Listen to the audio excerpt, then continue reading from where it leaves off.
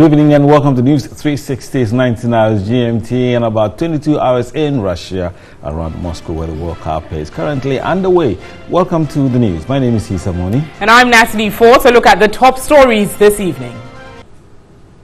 News 360 headlines is brought to you by Deluxipade, Heaven Black Mosquito Coil and Spray. Ochinhene Osajefo Amwetia Ofori-Penin recounts sequence of events before the death of former Vice President Kwesi Amisa-Arthur.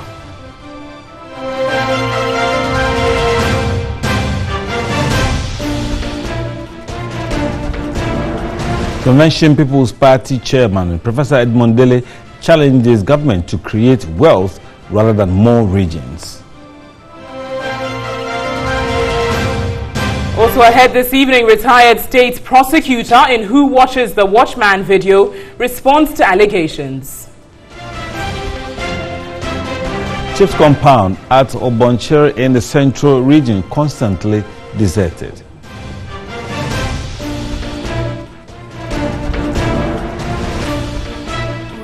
And on the international front this evening, a controversial mayor in the Philippines shot dead during a flag-raising ceremony. And in sports, all 12 boys and their football coach missing in caves in Thailand, found alive after 9 days. Russia 360 segment is brought to you by Premier Health Insurance.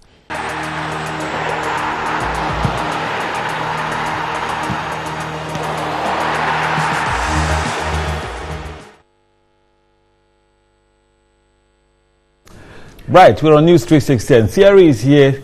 Thierry, what's up from Good Russia? evening. Yes, a lot from Russia. I have not been there, but of course we keep monitoring. And Brazil, well, they are one of the super houses when it comes to international football. They are now in the quarterfinal after they beat their rivals Mexico in a 2-0 victory where Neymar got a goal. But the poster boy for the Seleção got himself a goal. Also, the game currently ongoing between Japan and Belgium, that is currently locked at 0-0 at halftime. The second half is just about beginning. I'll return later right here on News 360 and bring you all the updates plus more. My name is Thierry Nyan.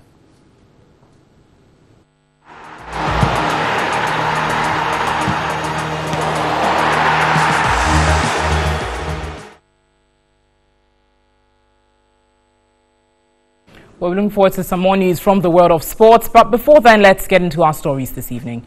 The Ochinhene Osajefo Amwetia Ofori-Penin II has given a vivid account of the sequence of events before the death of the former Vice President Kwesi Amisa-Arthur at the 37 Military Hospital in Accra last Friday. The revered chief said the former Vice President was transported to the hospital via a pickup truck after an ambulance failed to arrive quickly. Every time I go there, I met my friend, Amisa-Arthur. And we talk, we shake hands. He was doing his, and I was doing mine. He gets on for 25 minutes, and I'm on for maybe 25 or 30. He finishes first, and he proceeds to the cross-training machine, as he does. For 14 years, I've known him in the gym. I had finished my Stairmaster. I'm on a stationary bar, sweating profusely, and I heard bang. Having heard a bang and some women screaming, he quickly left his machine and rushed to where he heard the sound and found some trainers gathered around the late Vice President, who was trying to catch his breath as the people around him tried to resuscitate him. The Ochinhene recounted calling for an ambulance, and since there was none at the gym, the former Vice President had to be transported in a pickup to the hospital. And something dawned on me when we took him out. There was no ambulance, there was no car. We threw the former Vice President in the pickup, threw him in the back, and they drove off to 37. At this moment, I went back to the gym, and everybody had departed. The place was empty. I just went and got my towel and my phone, called my driver to take me home.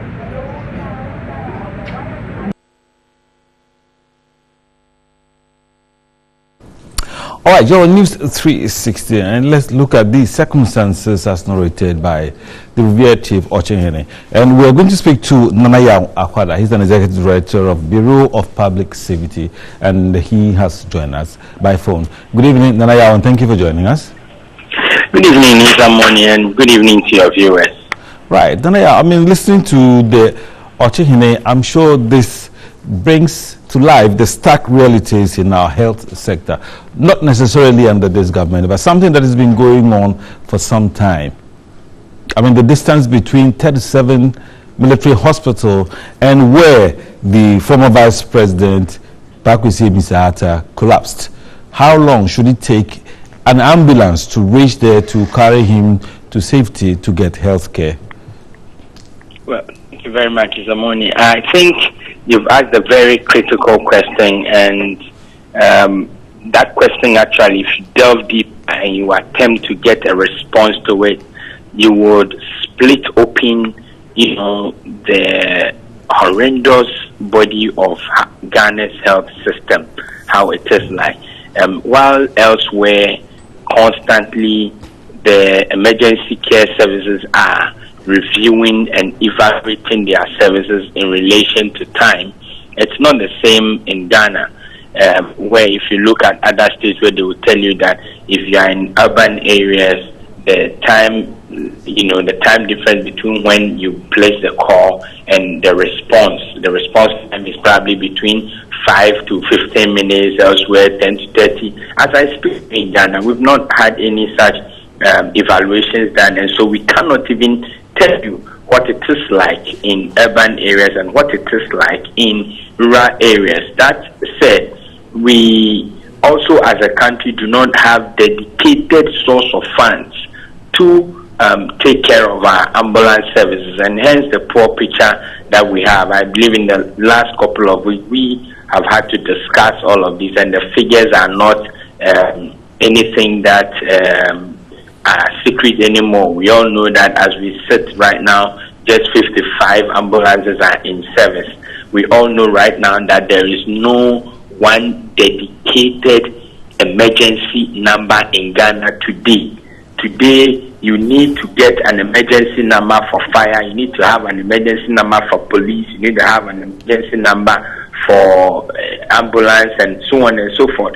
That, in the 21st century, is something that we should be fading it out, or we should have phased it out by now.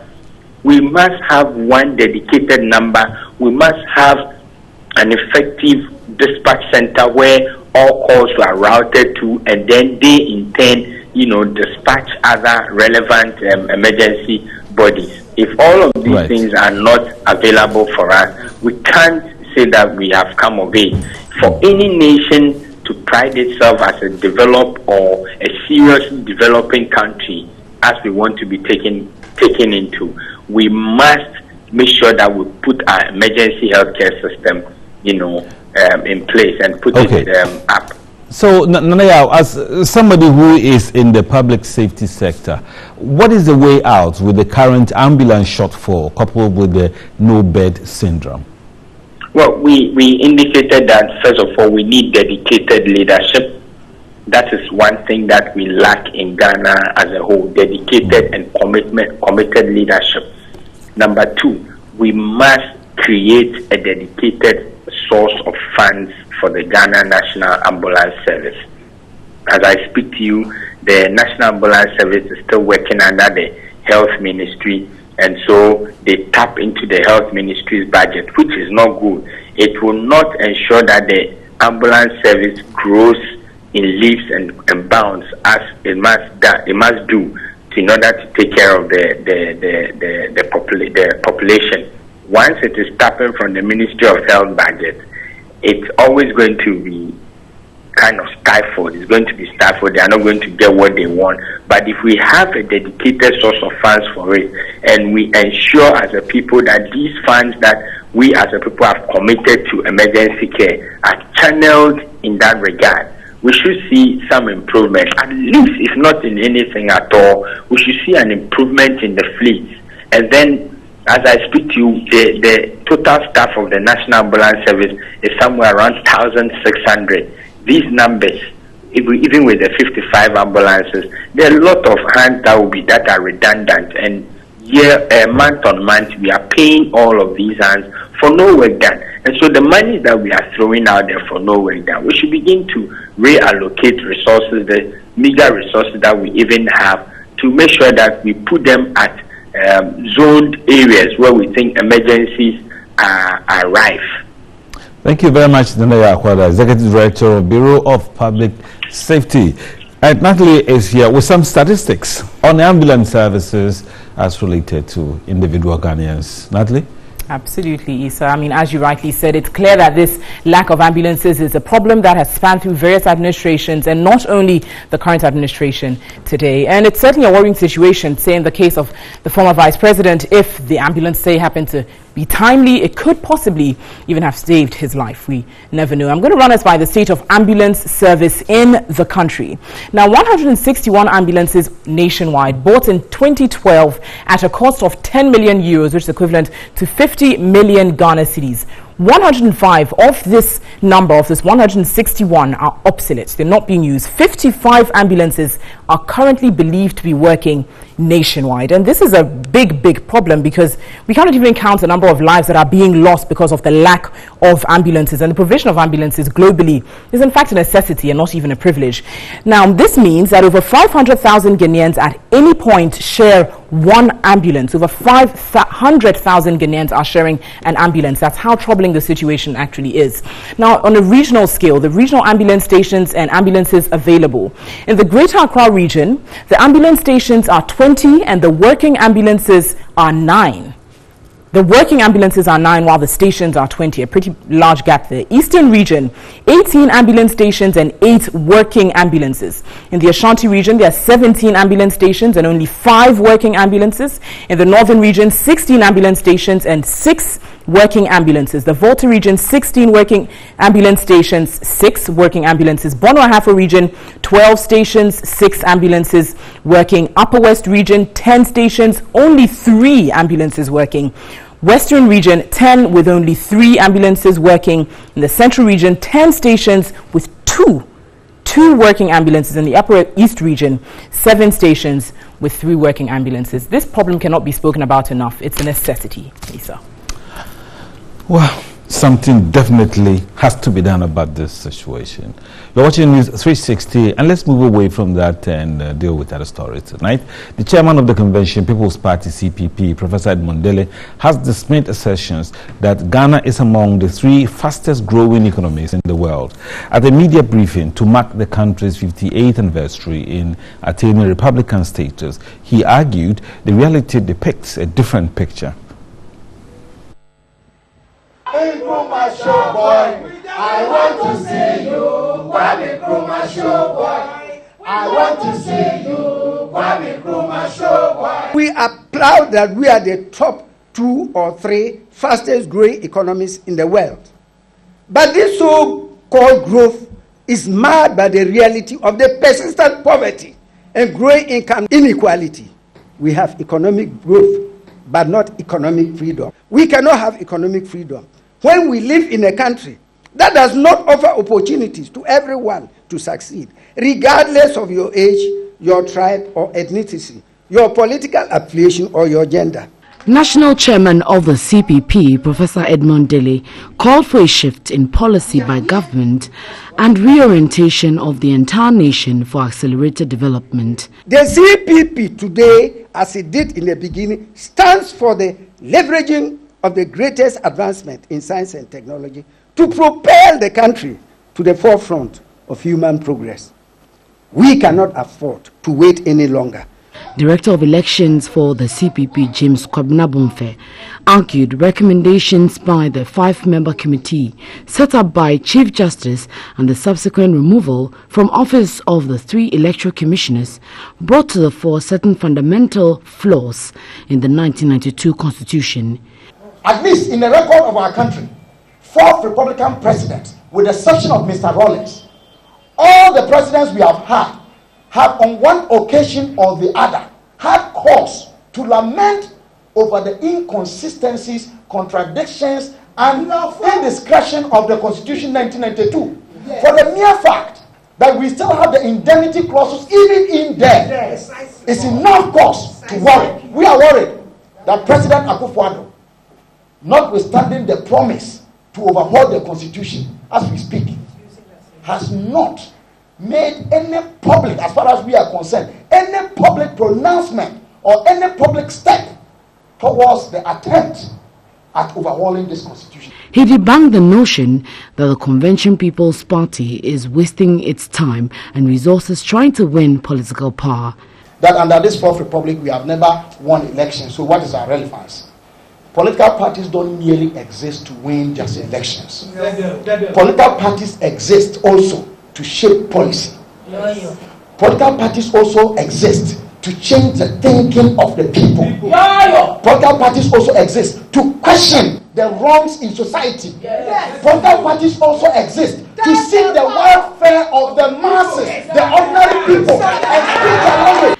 Ghana was the first sub-Saharan African country to achieve independence on March 6, 1957. 3 years later, Prime Minister Osajifo Dr. Kwame Nkrumah was sworn into office as the country's first president and a republic proclaimed on July 1, 1960. Africa!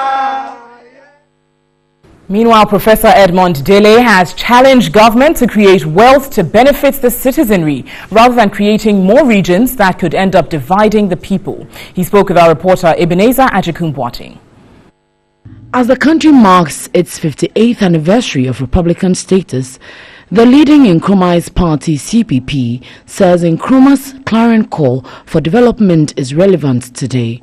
The chairman of the party, Professor Edmond Dele, called on all patriots and revolutionaries to join forces with the CPP to win power and steer the affairs of the country to accelerate the pace of development. We are not parochial, so anything that will help us, bring us together, we listen to ideas. And in fact, that is why as a socialist, you don't drive anybody away. That is why as socialists, we are not in favor of a unipolar world. We are not in favor of a bipolar world. We are interested in a multipolar world. And that is why we support multi-party state and not a dual-party state. On the creation of more regions, the chairman of the CPP is of the view that wealth creation for the citizenry should be the focus of government. We cannot manage the few regions that we have. No, some of these things we should be fair to ourselves. I have seen it that you try to embrace everybody and trying to break up causes ethnic confrontation. Together, I believe that bringing us closer to each other is better than trying everybody to take a little of this one.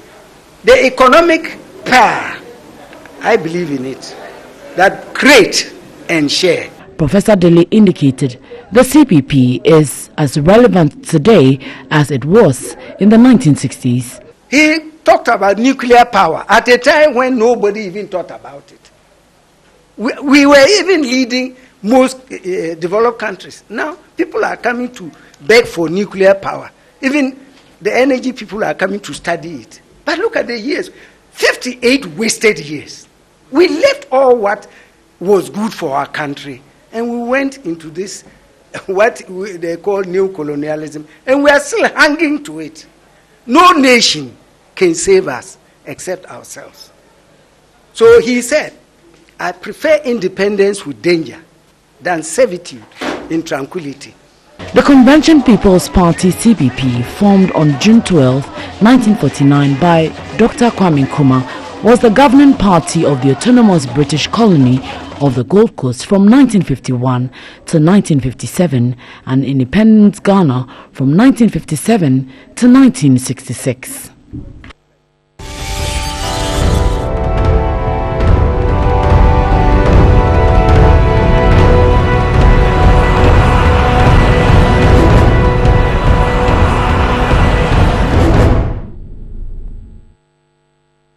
And let's remain with some more politics tonight. The New Patriotic Party's National Youth Organizer race promises to be keenly contested.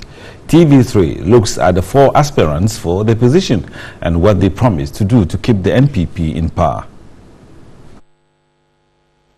The National Youth Organizer position is one that is getting a lot of attention due to the personalities involved.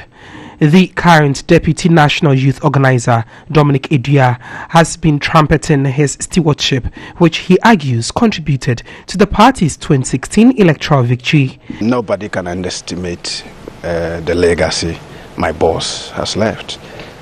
But the most interesting aspect is that I have been his deputy for 4 years. Nothing that happened as far as our administration is concerned that Dominic doesn't know about it. Okay. If not, I would have known Jason to get this opportunity for my youth organizers. Sure. It tells you that we are not in to replace, but we are in to partner. The Deputy Director of the National Service Scheme, Henry Nanabuache, popularly referred to as Nana B, also comes in strongly with his message for the Ghanaian youth who remain the key drivers of government change agenda. Also in the race is the affable National Nasara Coordinator, Kamaldeen, all having rallied effectively the Zongo community to support the NPP. Kamaldeen reportedly declined an offer to serve in government because he rather wants to maintain an executive position. Building the youth front of our party, we first of all need a national youth secretariat, which I am promising by the grace of Almighty Allah, should I emerge as the national youth organizer of our party, the very first achievement will be that one, and I will work on that, where we're going to have the youth working and youth recognizing themselves like never before. Also confident in winning is Emmanuel Nanabediako, who says the elections is not a popularity contest. Are the directions that we want the youth of our party to tread upon. And I'm coming out with something known as the Constituency Youth Committee. The Constituency Youth Committee will compose of all the 275 constituency youth organizers and their deputies, and they will serve or form the advisory unit or body for the national youth organizer at the constituency and polling station level. 6 people initially picked forms to contest, but some fell out, leaving the 4 in the race. It remains very clear that much is expected from the next national youth organizer who steps into the shoes of the outgoing national youth organizer, Sami Euku. The party will go to the polls on July 7 to elect executives who will steer their affairs for the next 4 years.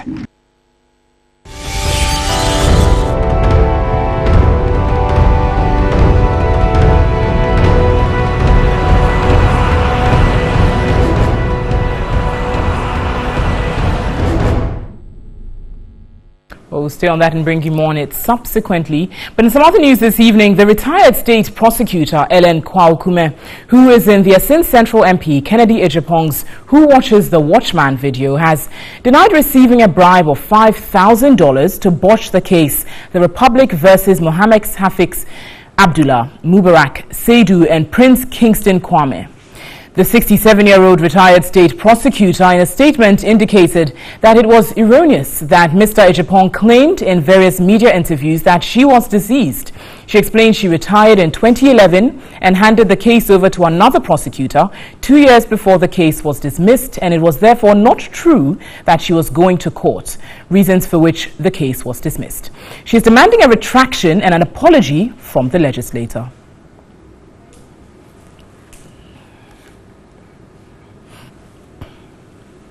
Still live here on News 360 from the News Hub here at Adisawe, Kanda. Let's take a look at what's still ahead tonight. Chips compound at Obonshire in Central Region constantly deserted.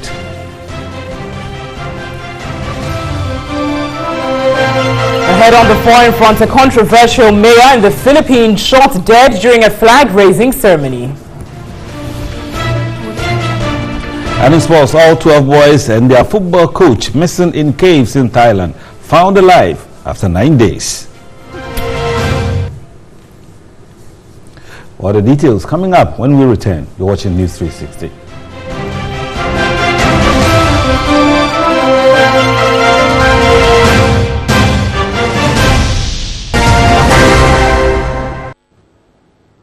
Hello, good evening, and thanks for staying with us right here On NEWS360, my name is Nanikua Mensah Brampa. Let's do business now. And news coming in from the Bank of Ghana is that it has begun the implementation of its new Capital Requirements Directive. Now, the Capital Requirements Directive sets the requirement by which banks will calculate their level of capital as spelled out under the Banks and Specialized Deposit Taking Institutions Act. Now, the Bank of Ghana says its implementation of the new Capital Requirements Directive starts July 1, 2018. However, banks will be expected to start full compliance by January 1, 2019. Now, the directive comes 6 months to the deadline for meeting the new 400 million cedis minimum capital for banks to follow. And the Capital Requirement Directive holds the board of directors of banks accountable for their bank's ability to meet the minimum requirements set. Now, the boards of banks are expected to work to establish a capital management framework and to provide oversight of capital for the bank's consistency with the board-approved strategy and risk appetite in general.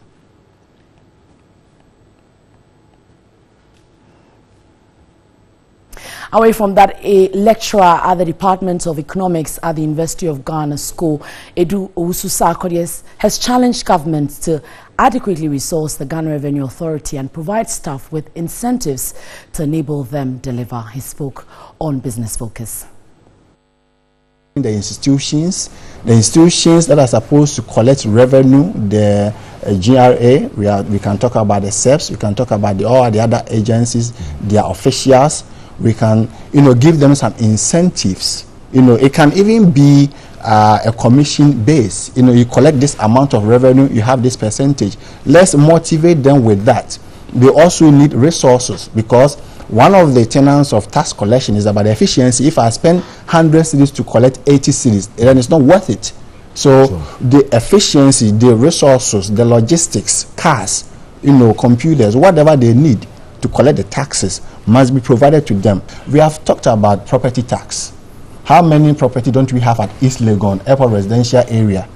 If you are there and nobody comes to your house to collect it, do you expect somebody to walk to your office and go and pay? No. I think that I talked about the resourcing the revenue collecting agencies. If you give them cars or whatever they need to move from one house to the other, I think that they would. If I'm in my house, if you don't come to me, it's very less likely that I will come to you. But if you come to the house, I will pay. I had a friend of mine share with me that he has a huge mansion in Kumasi. Yes. And he was thinking that his property tax was going to be maybe in the thousands. Yes. And they bring him a bill of 500 Ghana. 500 Ghana. So he said to himself that, look, I'll add additional 500, because he just couldn't understand the calculation that was. And how often does he even pay that? Was it once in a month? Once in a year? So it's just a clear situation. Let's talk about the energy bonds. And government has issued a bond to generate funds to offset the energy sector debts. Director of Corporate Planning of GRIDCO, Kofi Akufo-Addo, disclosed this on the sidelines of the closing session of the 4th Biennial Congress of Senior Staff Association of GRIDCO in Sunyani. Larry Pakwesi Moses has more. The Director of Corporate Planning of GRIDCO, Kofi Akufo-Addo, said the company is currently preoccupied in establishing grid consulting services to access the power market in the West African sub-region and beyond. He said the expansion initiatives being pursued by GRIDCO will improve their finances and create more room for employment.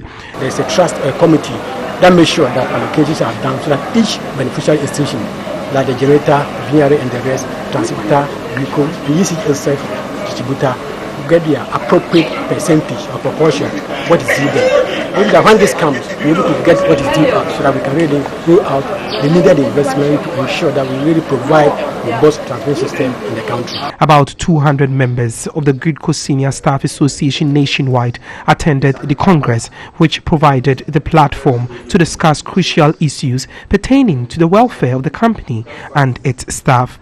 A former CEO of GMPC, Alexander Kwesi Mode, urged members of the association to assist management, enhance productivity. To become a high-performing organization, you need to do a few things. Some of the things you need to do include making sure that you have a well-defined performance management system.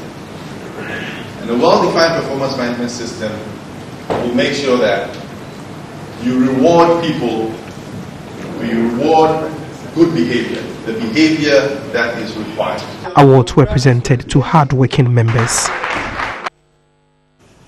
Right, so that'll do for business tonight. There's more on 3news.com. My name is Nanikua Mensah Brampa. Is I standing by with more. Good evening. And in more news tonight, the Asante Otumfuo Setu II has charged the new managing director of Bulk Oil Storage and Transportation Company to stay focused in addressing challenges affecting the company. He threw the challenge when the new boss MD and management of the company called on him at his Menshia Palace in Kumasi. The visit to the Menshia Palace was to officially introduce George Mensah Oakley, the new boss MD, to the Asante Hene. Otumfuo Setu II entreated the new MD to address the issue of contaminated fuel, which causes huge financial loss to the nation. He expects George Oakley to bring his oil and gas expertise to bear for increased productivity.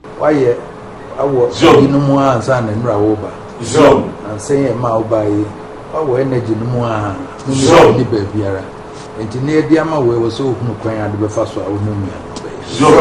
you have experience in the energy sector. Let your expertise come to bear as the head of BOST. He again called for effective collaboration between management and the board. The implementer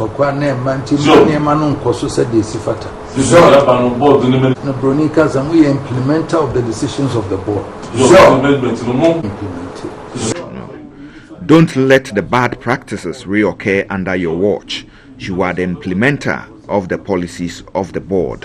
Collaborate with the private sector to increase the supply of fuel in order to bring prices down.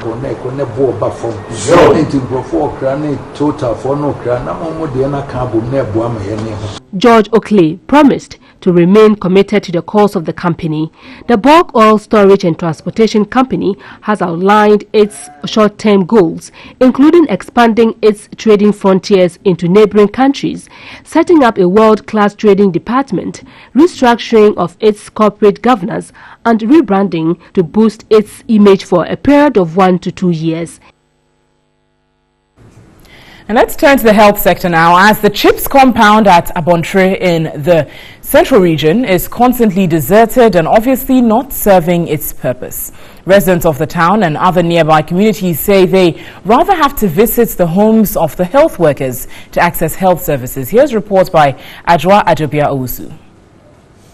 The CHIPS compound concept was introduced by the Ghana Health Service in 2000 to promote primary health care, reduce maternal mortality, and improve overall health coverage. At Abontre, where CHIPS compound serves more than 3 communities, residents say health workers are always absent. Mary Edriam says she has to trek on several occasions only to meet a deserted facility most of the time. I decided to follow up. This is the Abontre CHIPS compound that serves about 3 communities, that is Onyadze, Ango, and the Abontre community itself. As at 10:15 that I got here, there was no health worker around, just as the people of Onyadze had complained about. After meeting a closed CHIPS compound, I was directed to a female laborer at the health center who had been granted permission to stay away from work but had been tasked to attend to anyone who visits the facility.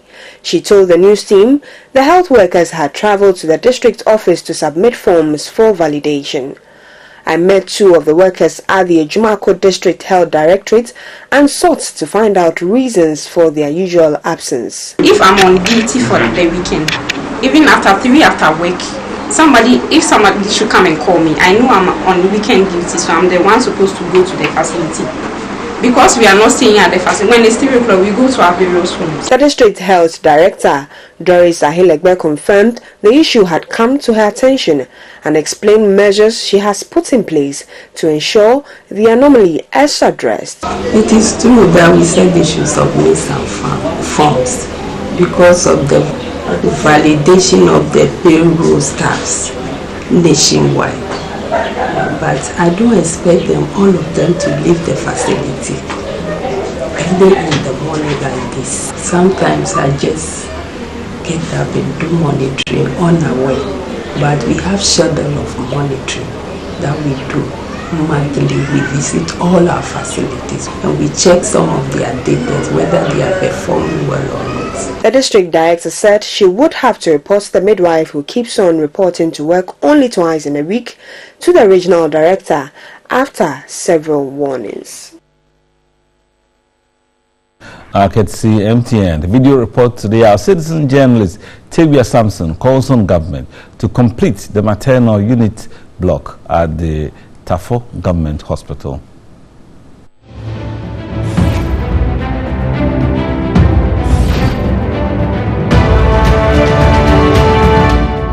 The neglect of this huge edifice is a cause to worry, thereby creating no space for midwives to work at Tafo Government Hospital because of the neglect of the child and maternal unit block, which started somewhere in 2004. Government upon government has not paid attention to the completion of this huge edifice. I am Tavia Sampson reporting for TV3 Video Report. You can also send your video report via WhatsApp on 0551-433044. That's 0551-433044. You're watching News 360. Certainly you are. And we've got all the news from the world of sports coming up with Thierry Nan shortly. Stay with us.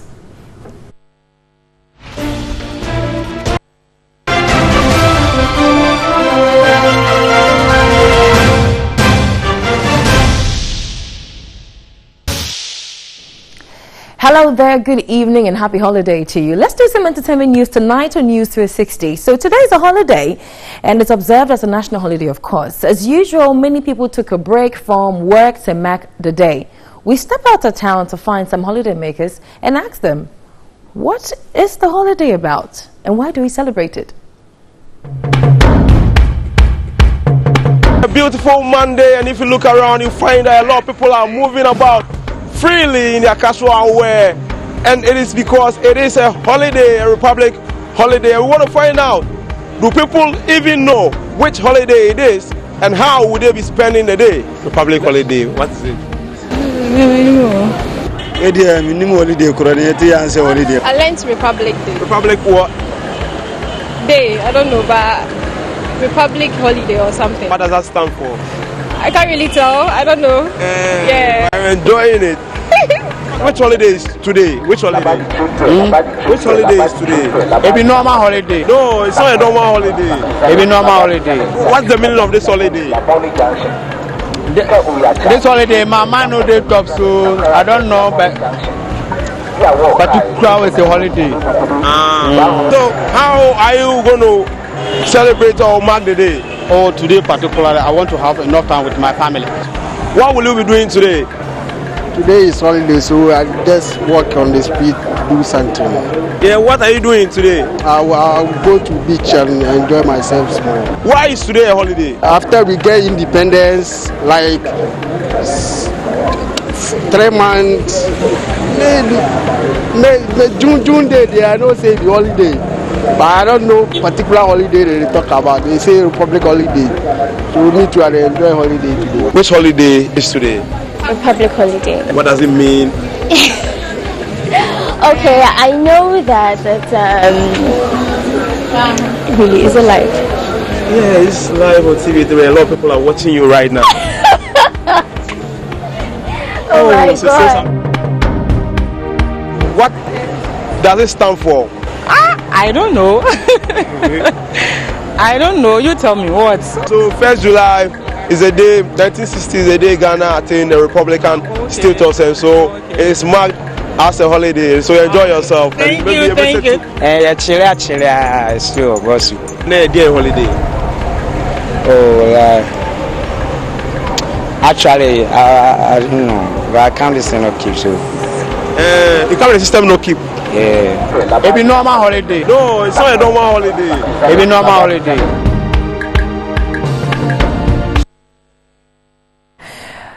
So my favorite response will probably be the last one, the one he says that he's been in the system for not too long. That's about it for entertainment news on News 360 tonight. My name is Miriam. There's more news on 3news.com. And I'll catch you tomorrow on 3FM 92.7 at 10 a.m. on the Urban Blend. Thanks so much, Miriam. Thank you, Miriam. Let's look at the closing headlines for News 360 tonight. Ochin Hene Osajefo Amretia Ofori-Penin recounts sequence of events before the death of the former Vice President Parkwesi Amisa Arthur.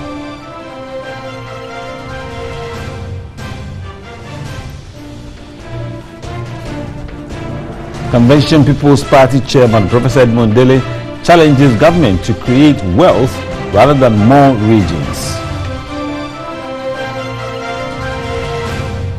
Retired state prosecutor in Who Watches the Watchman video responds to allegations. And Chief's compound at Obonchir in the central region constantly deserted.